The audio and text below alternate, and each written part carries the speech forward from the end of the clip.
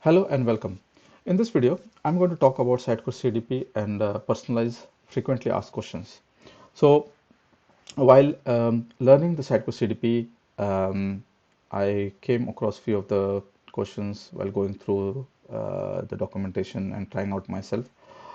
Those queries or questions I have noted down in one of my blogs, and in this video, I'm going through that blog, and I'm going to show how to find that information in the CDP portal.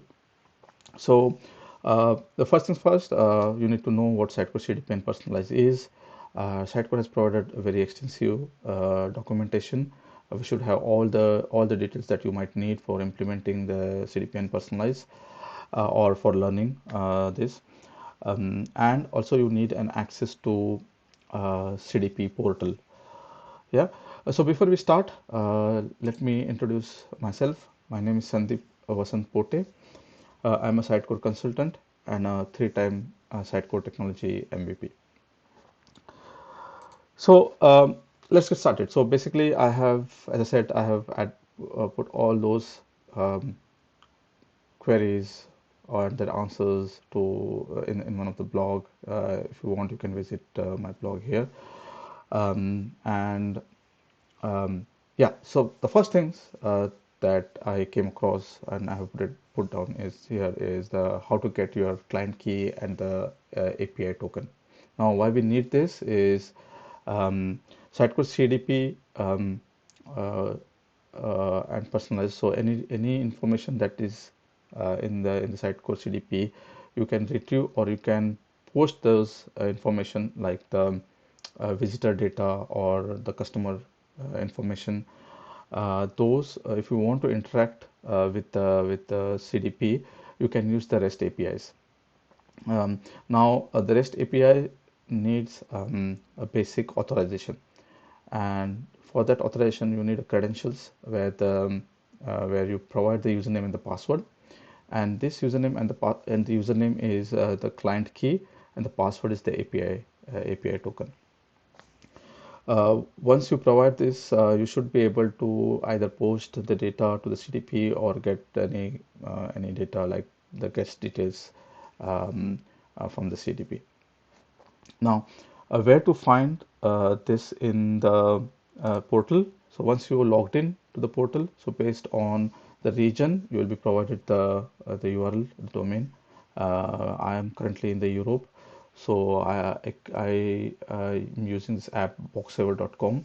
If you are in US or in Asia, this might be different. Now, if you once you're logged in, you are in this on the screen.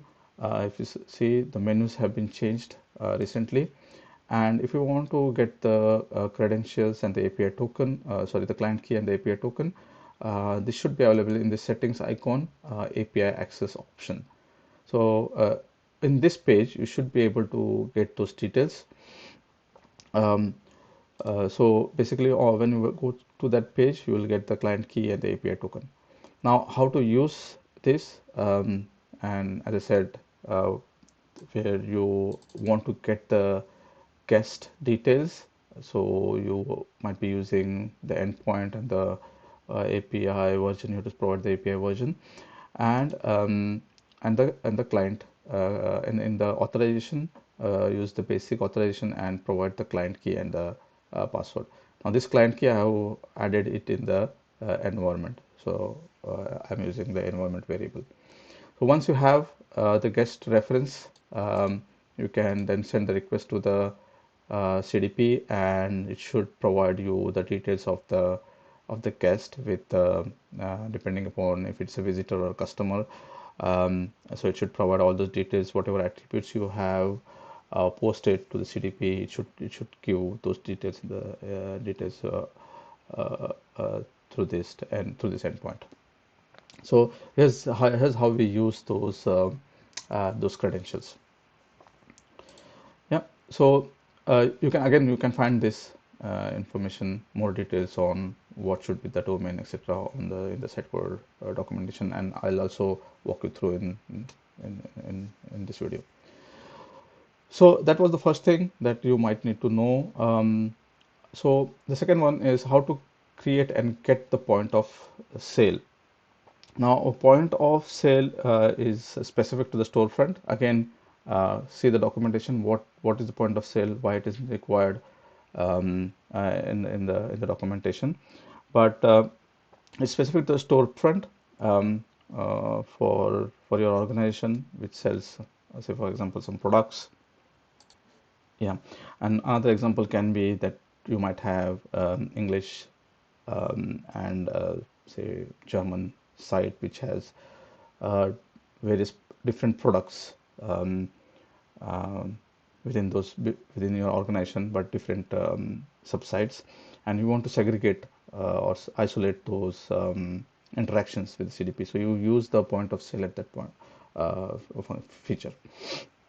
So again, once you logged into the portal, you should be able to see the point of sale option, same at the same place set in the settings option. And once you are into the point of sale page, either you can search the existing POS or you can create a new one. Now where to again, let me switch to the portal. So basically, again, same the settings and the point of sale. And if you already have it, you can search what you have already added, or you can create a new point of sale. Now, this is depending upon your market, brand, what language it is. As I said, maybe it's a German or English language. You can configure here, and the timeout in minutes. So basically, this is the session timeout. So say for example, if you set it for 20 minutes, then the session will time out and a new session has to be created for this point of sale. Um, so yeah, so creating and getting the point of sale, it's very important, specifically when you are trying to post any data to the CDP. Let's say for example, while creating a guest,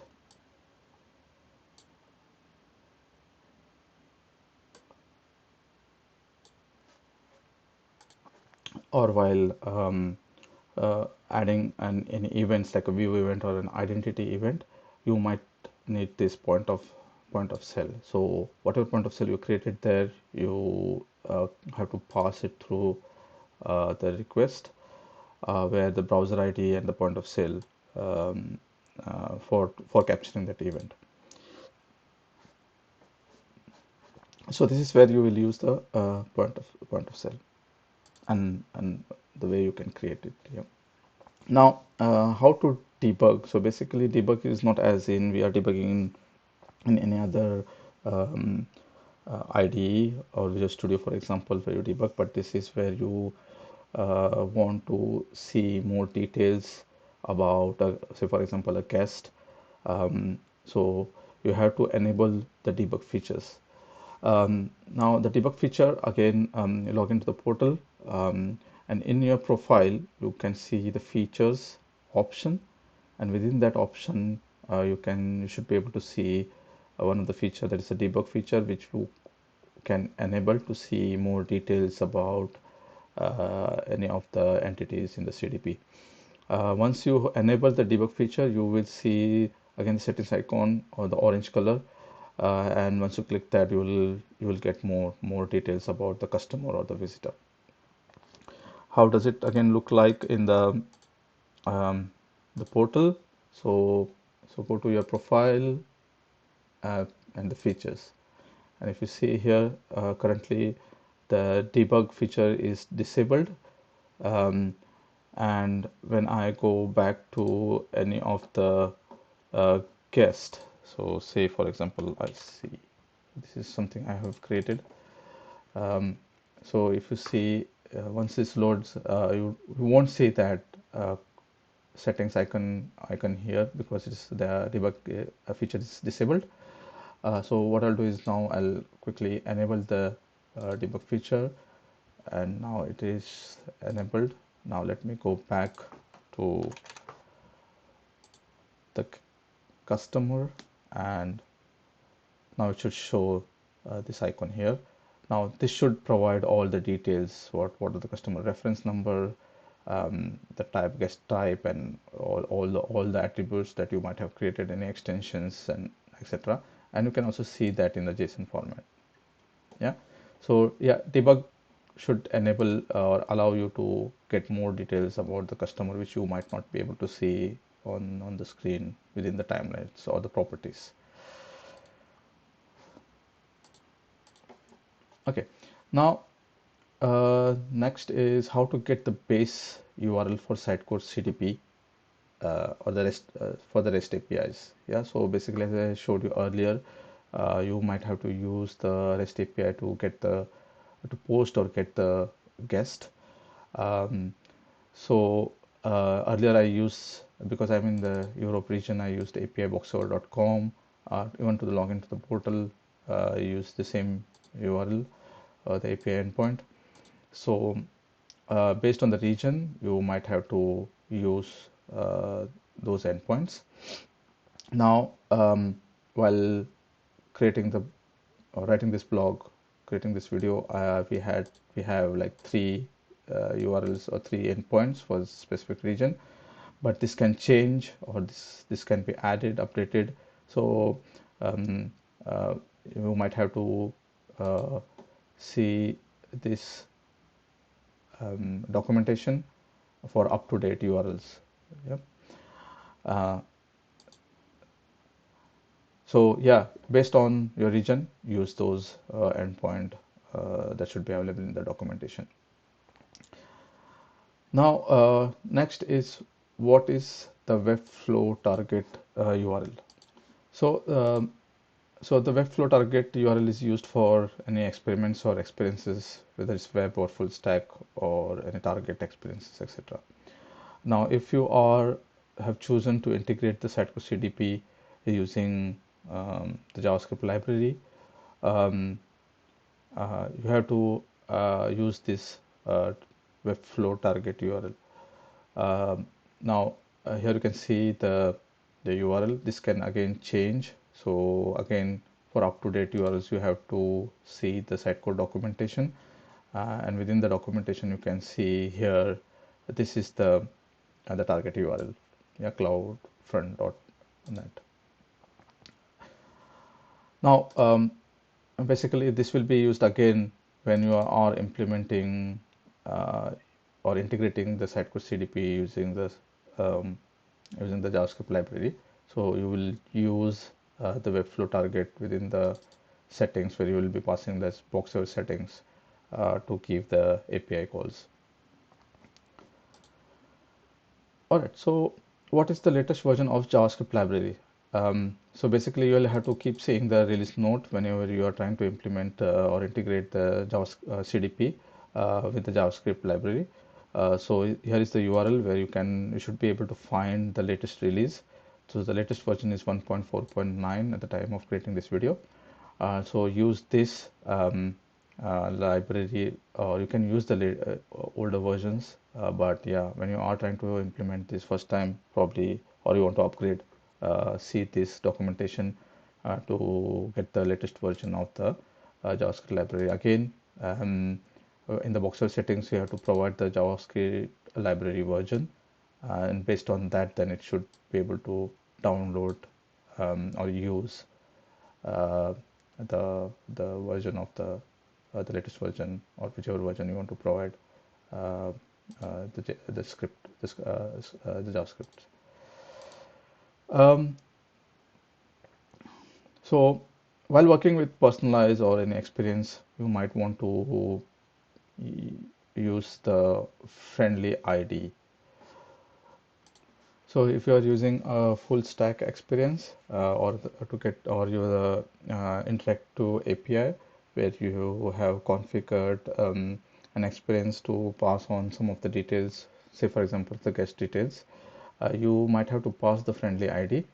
So you can get those friendly ID from the experience um, within the details tab. So I'll show you how it looks like, or where to find that in the CDP. So for example, in the experiences full stack, if you have already configured So I have this interactive and the triggered experience. So if you even if you want to trigger an experience manually to test, you might need the friendly ID or any interactive experiences.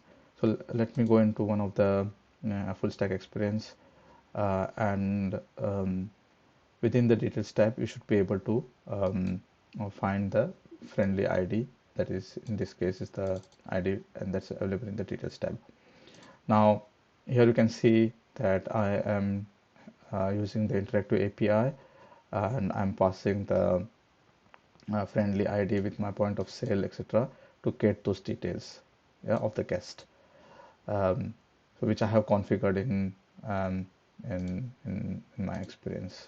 So let me go quickly here and show the code, and this is what I'm trying to get the guest data. So this can be any there can be any logic or functionality that you can add and pass um, to the as a response to the interactive API. So the friendly ID is required in this case to get or to trigger any experience or to get any data from the interactive API. Now, next thing that I found is what should be this. So if you are doing a batch upload, and in one of my next blogs, I will be showing how to do a batch file upload. Um, so what should be the size of the file of the batch file? Yeah. What is the max limit? So that it's 50 MB, but what if the size of the file is more than 50 MB? So basically, as per the documentation, we have to split those file into the batch or the chunks of 50 MB and try to upload uh, the data to the or post the data to the CDP. Again, you can find those details um, in the documentation, um, that there is a 50 MB size limit, and if there is a tip given here where if it exceeds the limit, then recompress the file into multiple batches, and see that you don't exceed the size limit, and try to then upload in the separate batches. So this is how you might want to import a batch file which is more than 50 MB. Um, Now again, you are doing a batch upload, and you receive this HTTP 409 error. If you have done this already, you might know that there are a few steps that needs to be followed for uploading a file. You have to create a checksum. You have to provide the size of the file, etc., which again I'll cover in another blogs. But if you have already done it, and if you are receiving this HTTP 409 error, then what is the reason? So while uploading the file, you have to create a hex encoded MD5 checksum, which you have to provide as per the part of the request, and you have to then um, provide the this checksum um, with the request, and if that doesn't match, then you might see this HTTP 409 response. So yeah, more details again, you should be able to find that in the documentation. So how to create that MD5 checksum and how to pass in those, through the request. And if it doesn't match, then you might see 409 error. Yeah, there are other different errors that you might receive, like HTTP 400 response. So the file that you are trying to upload, um, and the size of that file doesn't match what you have provided in the request.